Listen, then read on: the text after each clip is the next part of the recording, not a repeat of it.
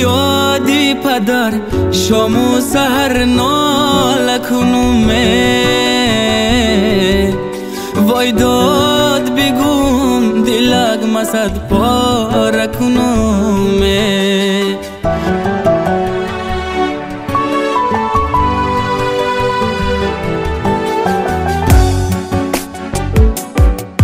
هر وقتی نماز دعا کنم سوی خدا جان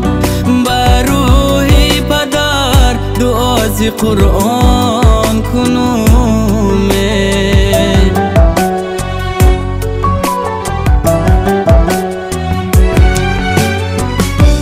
پدرم در پشت خواب است خانه ام به او خراب است ای خدای عرش و کرسی به پدر بودن عذاب است پدرم در خاک خواب است خانه ام به او خراب است ای خدای عرش و کرسی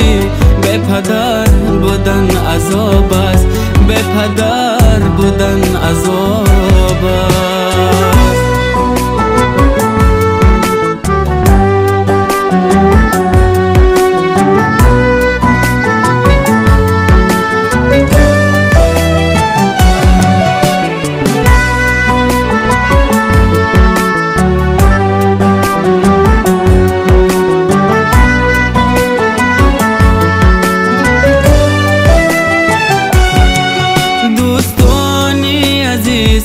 به پدری مشکل است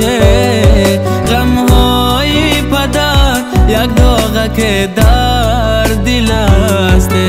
هرگاه پدر میگن مردم پیش منه آه زی درون برای دین دود دل است نیستای پدرومه ای وای پدرومه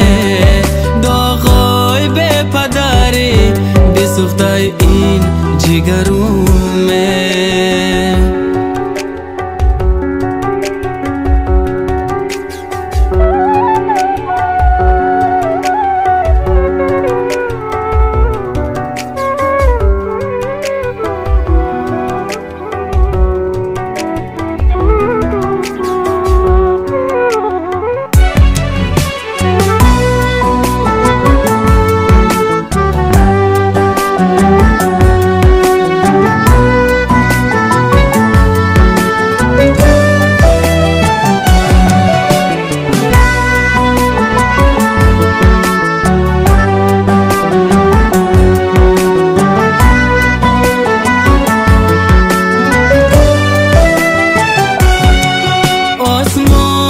کبود تمامی آسمان کبود غیری دل من مگر که دیگر دل نبود ما آه میکشم به گوشی کسی نرسید